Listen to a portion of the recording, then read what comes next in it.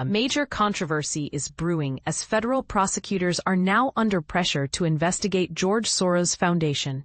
This week, the Department of Justice issued a directive to U.S. attorneys across 7 states, including California, New York, Illinois, Michigan, and Maryland, to prepare investigations into the Open Society Foundations, a group backed by billionaire Democratic donor George Soros.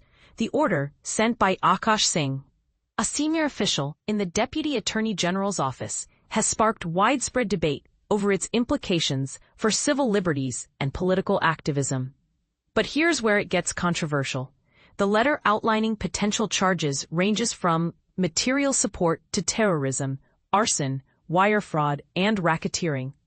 Critics argue this could be a politically motivated crackdown on dissent, while supporters claim it's a necessary step to protect public safety.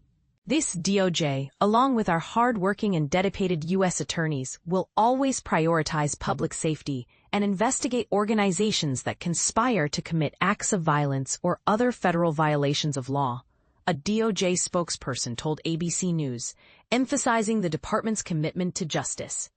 The Open Society Foundations responded with a strong rebuttal, stating, "Our activities are peaceful and lawful, and our grantees are expected to abide by human rights principles and comply with the law."